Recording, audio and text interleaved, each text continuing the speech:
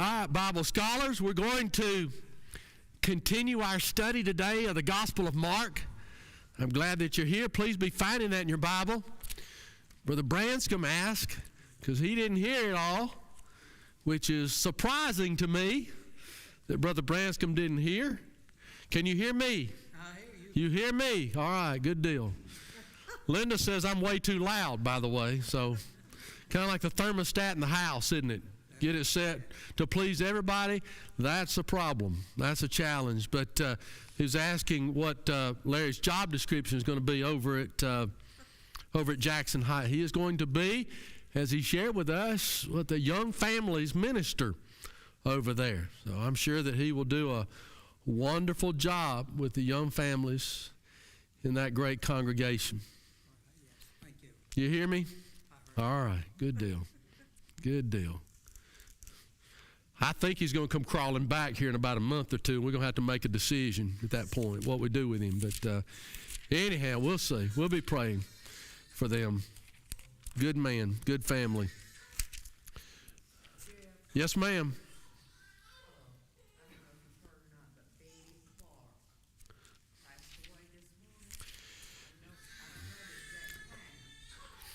Yes, I've got a note here underneath I want to share this with y'all. Yeah, Betty Ann Clark, daughter of Woody Walker, passed away early this morning. So we want to extend our sympathy to them, to good family. She had suffered for a while, right, cognitively. And so she's gone on to a much better place in life. So we want to pray for her family, though.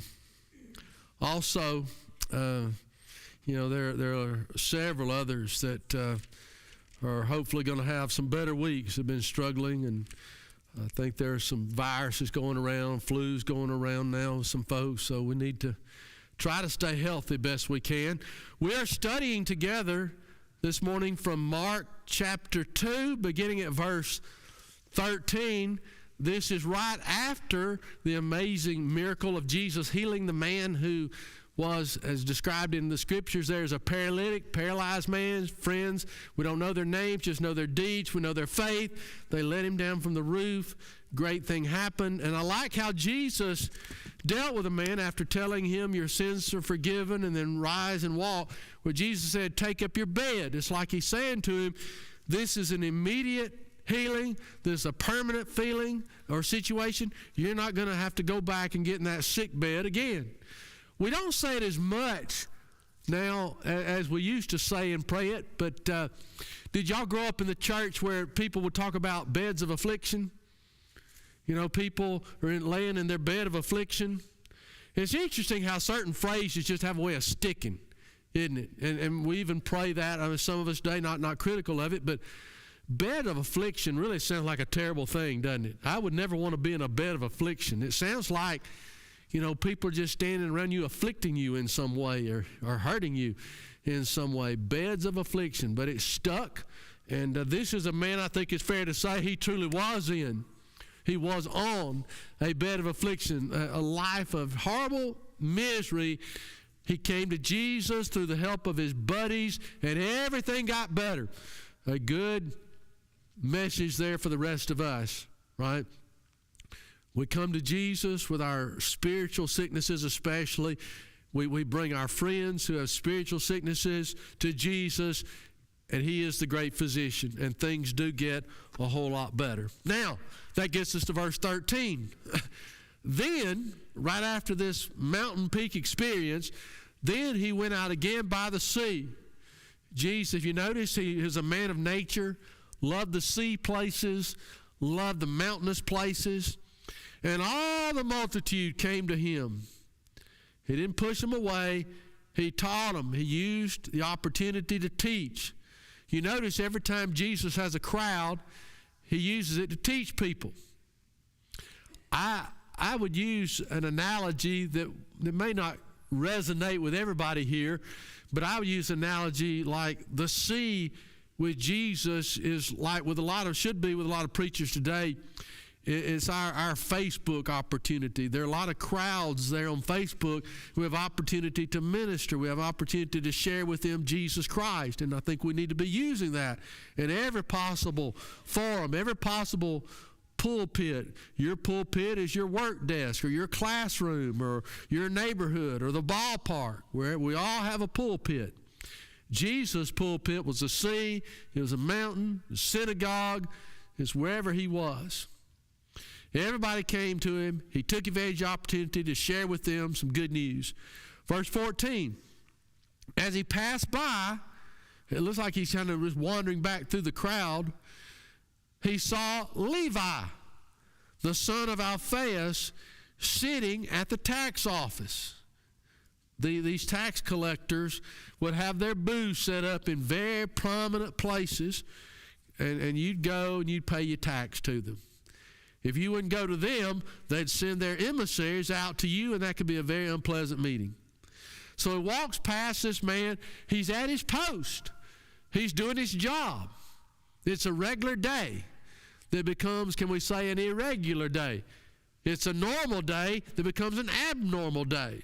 It becomes the most special day of his life, certainly at least to that point, because he sees Jesus. Jesus sees him, and the instructions are, follow me. And here's the shocking, so he arose and followed him. I would suspect that a lot has happened previously between Levi and Jesus. He knows something of Jesus. You don't just follow an absolute stranger. Maybe this is one who's been a student of the old scriptures. He knew the prophecies. He had some previous encounters with Jesus. He had already decided, this is the man. This is the man. Have you ever prayed for a sign? Maybe we shouldn't, but have you ever done it? I guess I have too. God, just give me a sign. Help me to know what I need to do. Do I need to do this? Do I need to do that? Show me. Help me figure this out. So maybe Matthew, Levi has been praying that. And what more clear sign can he get than Jesus walking by and saying, follow me? That's the sign. That's the answer to the prayer. Obviously, Jesus didn't go out and look for scoundrels. He looked for people that would be receptive.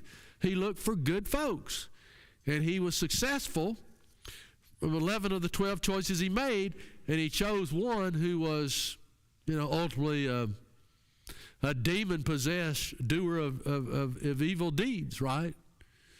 But he was not just going and looking for people that would be unloving, rebellious. He was looking for people that could connect with other people later, especially after Jesus is gone. It's kind of like you, suppose you're in charge of this company, or you're in charge of the hiring practices, and you got to go hire 12 people. You're not going to look for people that you don't feel are untrainable. You're not going to look for people that can't do the job, especially if you know that you're going to train them for a little while, and then they're going to be pretty much on their own. So Jesus is looking for people who are eager to learn. He's looking for people that are clay in his hand that he can mold into his image. And what we know of these disciples, they had some challenges. They had some skeletons. They had some personality quirks. But they also must have had a heart that appealed to Jesus. He saw something in each of them that maybe they didn't even see in themselves and their neighbors couldn't see in them. They said, this is a person that can be a great apostle. Matthew would have been one of the most unlikely to choose, wouldn't he? Yes, Linda? I was going to say, Jesus knew his heart anyway. He knew the heart of Matthew. He knew the heart of all of them. He could see what you and I cannot see. We could see fruit. We could see evidence, but Jesus could see the heart of Levi. We have no record, by the way, of Jesus saying, follow me, and somebody said, no, I don't think so, when it came to being apostle. We do have record of some people rejecting Jesus. You remember the rich young ruler runs to Jesus. What must I do?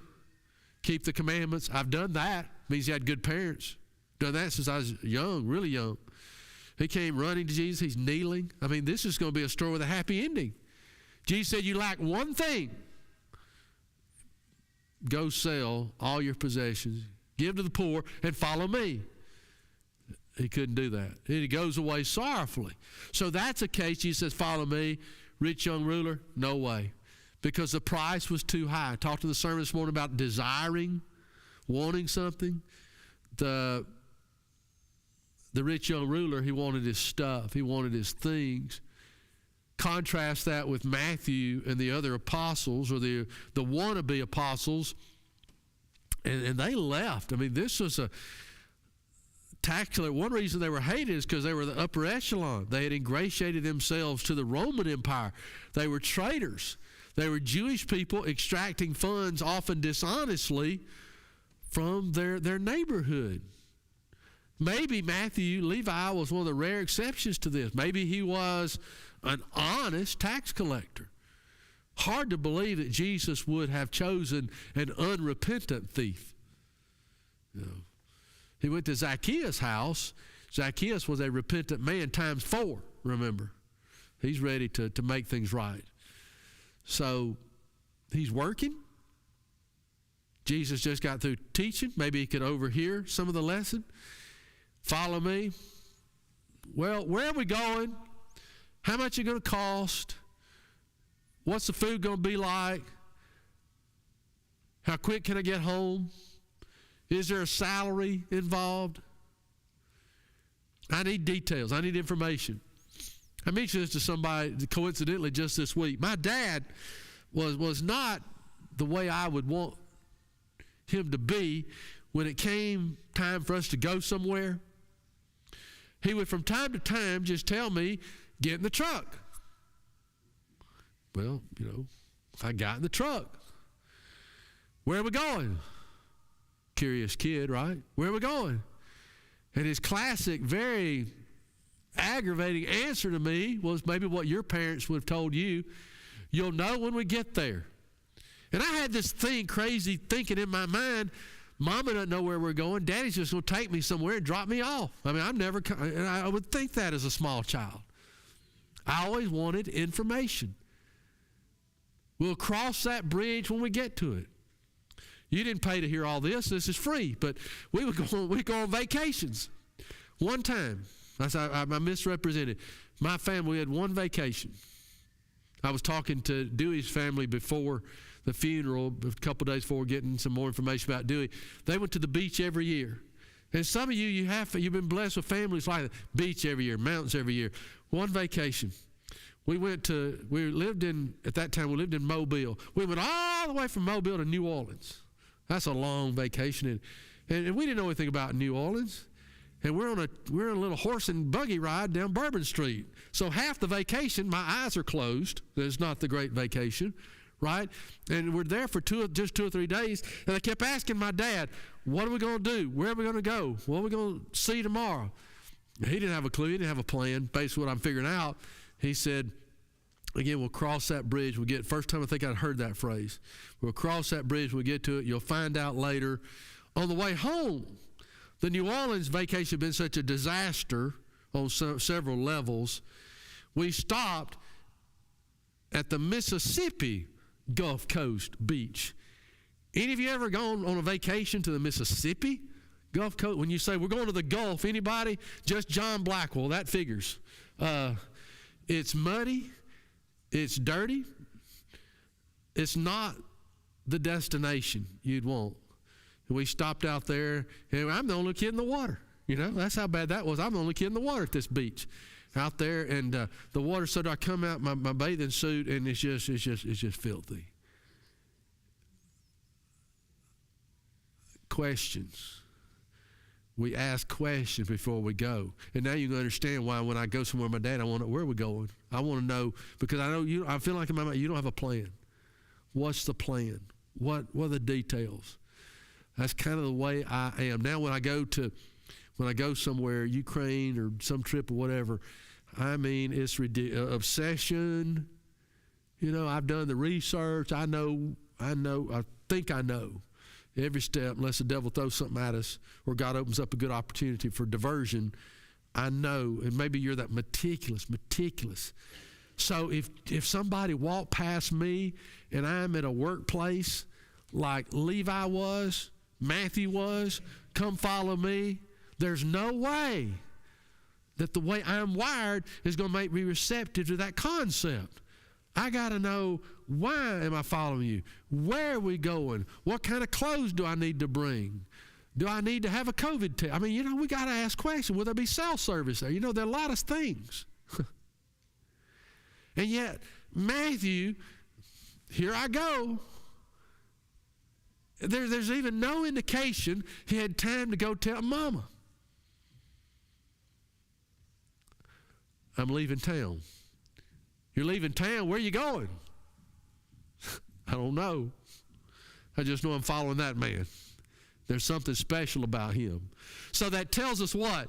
There's something really special about Matthew. Really. I mean, we ought to, I know that we appreciate these apostles. We probably ought to really appreciate them. I mean, with a capital R-E-A-L-L-Y. Is that how you spell it? Just testing y'all. We really need to value these people, don't we? Because they followed. They followed without, seemingly to me, without being, could they have been supernaturally just a chip inserted in their brain to tell them, here's where you're going to be tomorrow, here's a schedule, here's the itinerary? I don't get any of that. I don't see that. I just see remarkable commitment to following Jesus Christ. So he arose and followed him. Now it happened as he was dining in Levi's house. Well, they went home for a while, didn't they? Maybe Matthew made the deal with him. I'll follow you, but first come and eat. He was dining in Levi's house. Now notice that many tax collectors and sinners also sat together with Jesus and his disciples. For there were many, and they followed him. Many disciples follow him, or many sinners and tax collectors follow him. Maybe it's all the group in view here of that passage.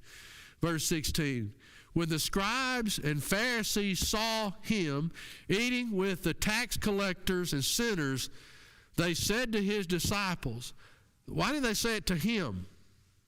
They said to his disciples, how is it that he eats and drinks with tax collectors and sinners? How dare he? Is the implication there. But he came to seek and save Jeff. He came to seek and save tax collectors, sinful people like us. And he points that out in his answer that we'll explore together in just a moment. But why can't the Pharisees, the spiritual aristocracy of their day, why can't they be elated that Jesus is trying to reach what had previously been unreachable by the religious hierarchy of their day? The Pharisees, remember, one who's separate, so they're not dealing with those people. But Jesus came to make contact with the uncontactable, if that makes sense, or the previously unreachable type folks.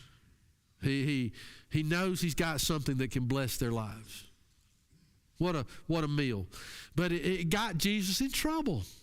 Have you ever done a good deed and it backfired? Ever tried to do something good and it went wrong? Of course you have. I have many times. And maybe we think, all right, I'm never going to do that again. I'm going to stay over here where it's safe. Nobody notices me. I won't do anything. But that's a recipe for what? A very unproductive life, isn't it? So Jesus overhears the negative talk, and he says to them, those who are well have no need of a physician. Which should be a compliment. It's almost like he's talking about the Pharisees there. But those who are sick, I did not come to call the righteous, but sinners to repent. This is my target audience. This is why I consented to have that humble birth, live the humble life, humiliating death, It's for people who are around the table with me right now. All right, so can we also say that it's not only Jesus who ate with sinners, but it is us? We eat with sinners. We worship with sinners. We work with sinners. We travel with sinners. Whatever it is we do, are there moments of our lives that we're not in the presence of sinners? If we're in the presence of self, that's a sinner. Okay, Romans 3:23, Romans 3:10. We have all sinned. And so it's not, I don't get this, why it's just a category for Jesus. Oh, he eats with sinners. Well, who the Pharisees eating with? You read Matthew 23, how Jesus just scathes them. They're some of the biggest, if that's the most proper way to put it, they're some of the biggest sinners ever been, because they are committing the sin of hypocrisy. They don't like Jesus because Jesus loves people they don't love. And they got to kill him. Meals like this, they just so aggravated them. You got comments, questions, or thoughts here? The disciples of John and of the Pharisees were fasting. Then they came and said to him, "Why do the disciples of John and the Pharisees fast, but your disciples do not fast?" Jesus is going to answer basically saying, my disciples don't fast yet. So he's associating fasting here with something to be sad about. And I think that would typically be the case, wouldn't it? The scribes and the Pharisees, they had 2 prescribed days of the week where the super spiritual would fast, Tuesdays and Thursdays, if I'm recalling it correctly. They had a special holiday, Day of Atonement. You've heard about that day? Day of Atonement. That was a fast day for them that was once a year. Remember the Pharisees praying in the temple. He said, I fast twice a week. So they did that. And it's a tough thing to do. Did you ever fast? Not ask you to show your hand, but do you ever go for a day or 2 or 40? You know, just kind of deprive. Preached about it recently. Just deprive ourselves of some material things, some physical things, in order to get closer to the spiritual, to our Father. Just call time out of those things can be distracting and cluttering to our lives, to focus more intently on eternal things. And it's almost like the disciples of John and these Pharisees, that they resent. Well, why are we having to do without, and your disciples, they don't have to do without? Why is there a discrepancy there? Kind of, you ever have your kids come to you and say, well, why do we have to go to church when our cousins don't have to go, or our neighbors, or my best buddy? Why can't I go to such a place on a Sunday night when they're going? Why do I need to be with you? And I'm sure your kids probably don't necessarily think in those terms, but some might. Why do we need to live a certain life and other people don't? That's the core of what these Pharisees are saying, and the disciples of John. Disciples of John are really good people, by the way. I don't think they're asking the question to start an argument, which oftentimes was the case when someone questions Jesus or his disciples. They're asking out of sincerity. Maybe we don't need to be fasting if Jesus' disciples are not fasting. Jesus said to them, can the friends of the bridegroom fast while the bridegroom is with them? There's no reason for sorrow here, to do without. As long as they have the bridegroom with them, they cannot fast. But the days will come when the bridegroom will be taken away from them. Then they will fast in those days. Isn't he speaking of himself there? You imagine the kind of appetite Peter had after he denied Jesus and saw the terrible things they did, and Matthew and Thomas and all the group. Even the dirtiest of them, Judas, or should I say this, especially the dirtiest of them, Judas, he not only has no appetite, he has no desire for food, but no desire to live anymore. So he takes his life. There's a lot of fasting after Jesus dies. You've had bad news. You've had a bad day. You want something to eat? You go to a nice restaurant? I think I'll pass. What are you doing? You're fasting. And it's not even a conscious choice, is it? It's an involuntary thing. I have no appetite. So we push the plate away. And then he gives this rather interesting illustration. Some people even call this a parable. I don't know that I go quite that far, but it is a word picture that has some import to it.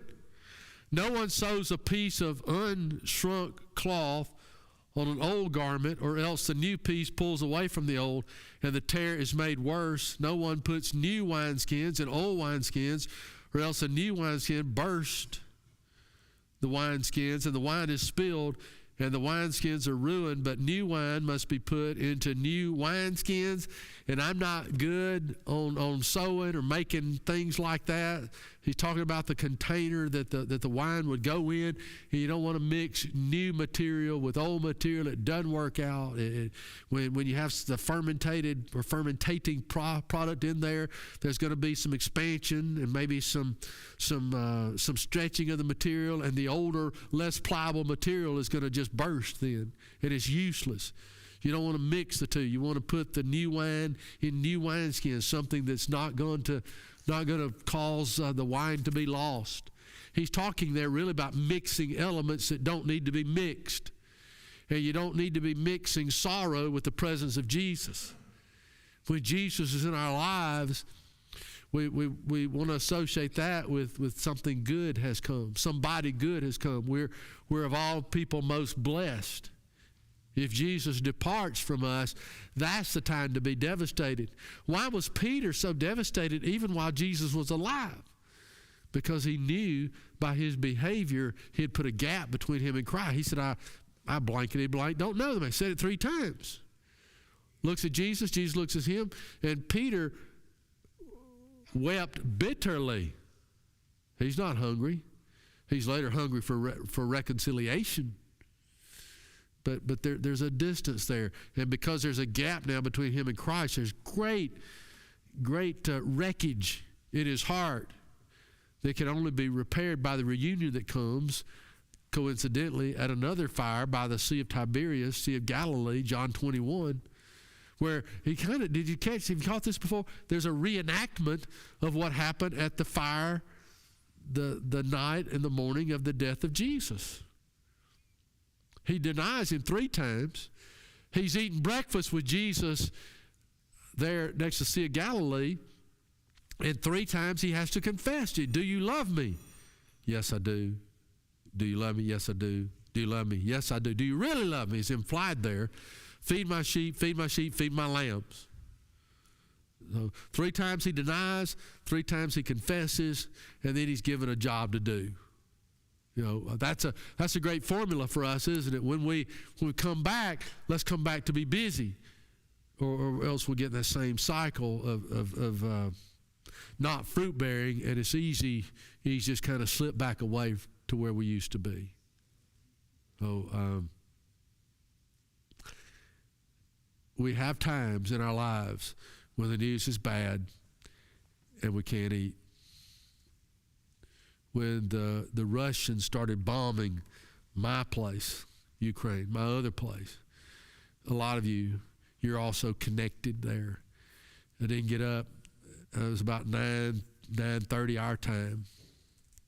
I didn't get up and have a robust breakfast. I can't imagine. I'd have been offended if any of you had had a big and good day right after that. I'm an emotional person anyway. Have y'all figured that out? But I'm wearing my feelings on my sleeve. You ever had times in your life when you resent? You resent somebody else almost for having a good day? You remember, I'll give you an example. Don't be like me, please. It'll mess you up. But y'all remember April 27th, 2011? You remember having all these tornadoes? 250 people, woke up that day in the state of Alabama, and it was their last day. They didn't know. And we didn't know till late in the day. The next day, the magnitude of the horror, right? The loss of life and property, and it was awful. And then I saw other people in other places having a good day. I'm thinking, how can they do that? We're in Phil Campbell looking for people in fields. You know, how can you have a good day? And I know that's wrong. That's my issue, my thinking. I've got to overcome, right? So when I see terrible things happening to good people, I know I shouldn't just go sit in the dark and be forever internally tormented. But I know that we've been taught to weep with those that weep and to rejoice with those that rejoice. So I'm not saying because you know, you can carry that too far, right? Because somewhere, someplace, every day, something horrible is happening. I know that. And we cannot be obsessed with this path that I'm on. But we just need to be aware that just because everything may be pretty good in my life, it doesn't mean that person on the other side of the world is experiencing that, or even the person on the other side of the church building is experiencing that. And I need to have some sensitivity. I need to have some awareness of that. If you're a Facebook aficionado of mine, in the next few days, you're going to see, I think, a more pointed effort from me to try to get some of my preaching brethren to understand that there's a war going on. And that war is hurting a lot of preaching brethren in Ukraine. And I want them to be empathetic. I want them to be sympathetic. I want our preaching brethren in Ukraine, when they get on social media, to see something from folks like Jeff and others that says, hey, I'm aware of what you're going through. I'm praying. I'm brokenhearted. I'm encouraging others to be also. I'm not saying, and you don't need to hear this, but I'm not saying that every post ought to be gloom, despair. I go there for good news. I go there to see birthday celebrations and kids hitting home runs and people having joy. That it needs to be, I'm just saying, balance. Balance is good, isn't it? Sermons need balance. Our meals need balance. You know, our relationships, we need balance. We don't want to be this way where it's all doom and gloom, but we don't need to be this way where it's all, celebration and every day is a Christmas morning. It's not Christmas morning. It's Friday afternoon, Friday morning for some people. Sunday's coming. It's going to get better, but we got to be the bridge to help. Did y'all pay extra for this? Did anybody? No, I'm sorry. That's a tangent for the ages, isn't it? Is that the second bell? We're saved because I had more. Love you guys. I will see y'all tonight at 5:30, and we have good things to celebrate tonight, so let's look forward to that. Did you find a place for those people to stay? Yeah.